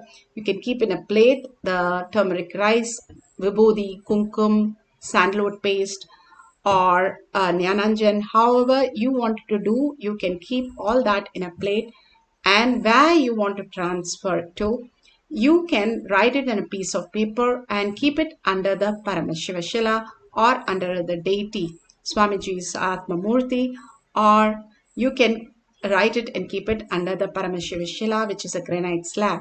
You can apply the Nyananjan on your third eye, on your temple, and on the Paramashiva Shila.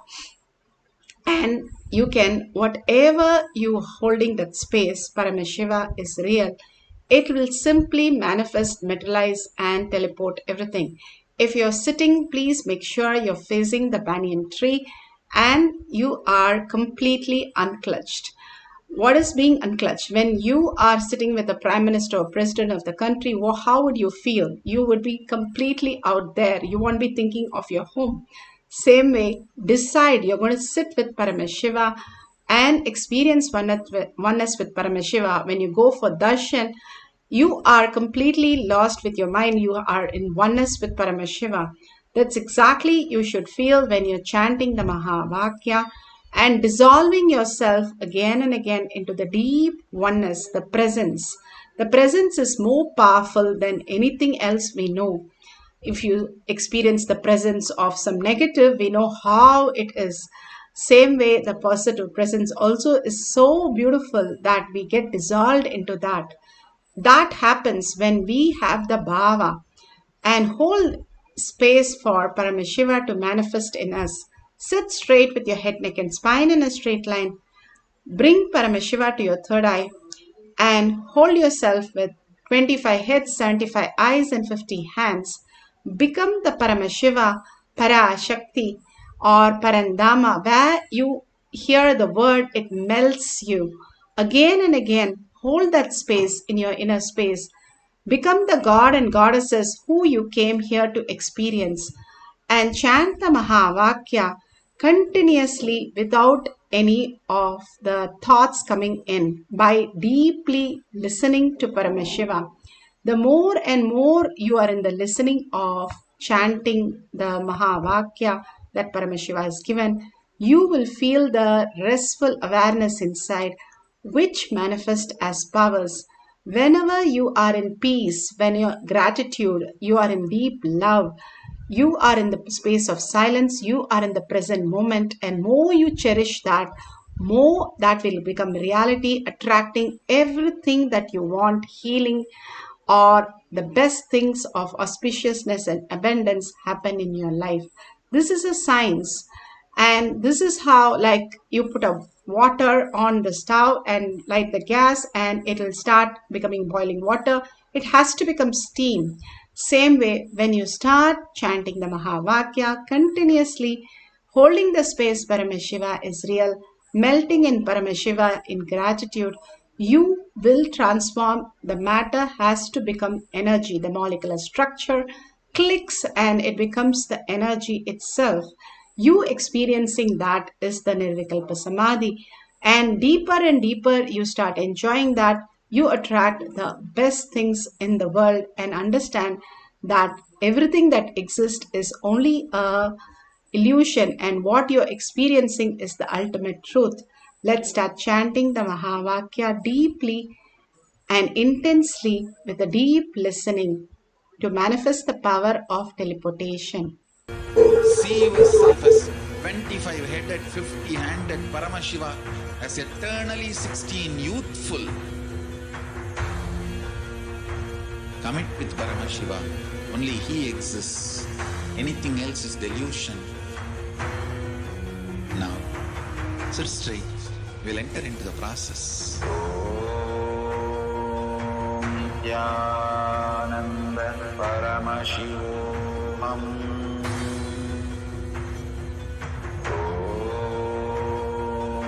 Nithyananda Paramashivoham.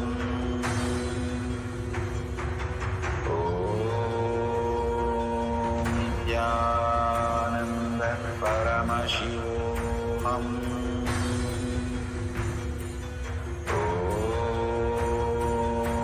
Nithyananda Paramashivoham.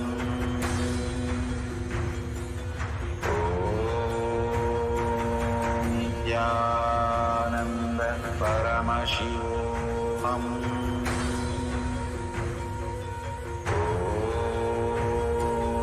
Nithyananda Paramashivoham.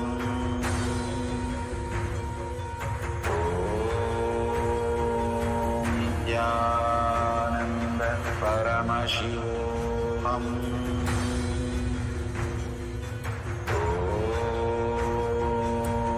Nithyananda Paramashivoham.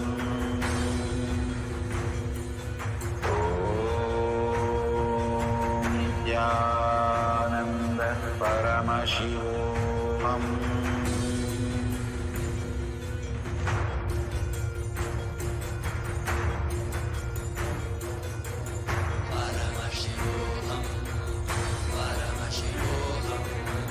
Let Paramashiva's third eye manifest in all our third eyes. Let the Amrita pour, let the Vani open up, manifest in all of us.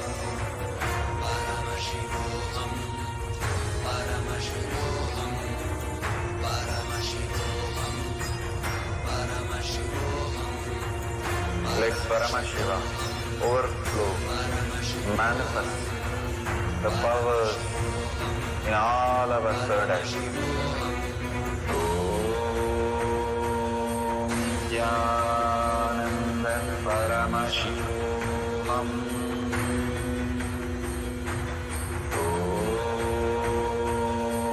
Nithyananda Paramashivoham.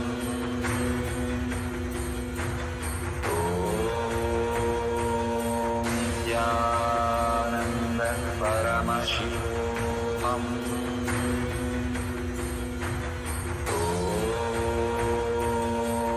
Nithyananda Paramashivoham.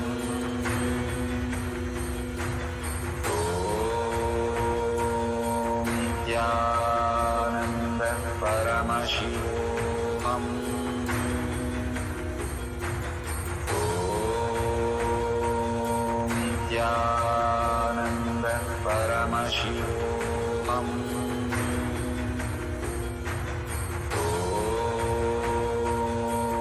Nithyananda Paramashivoham.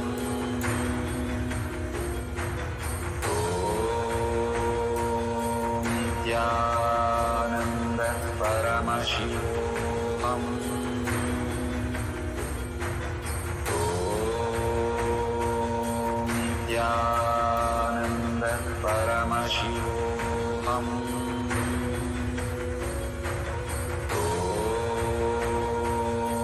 Nithyananda Paramashivoham.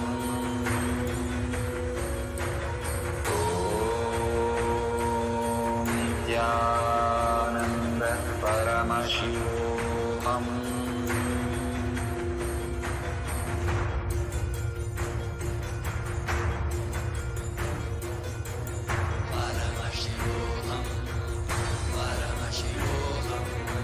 Let Paramashiva's third eye manifest in all our third eyes. Let the Amrita pour, let the Vani open up, manifest in all of us.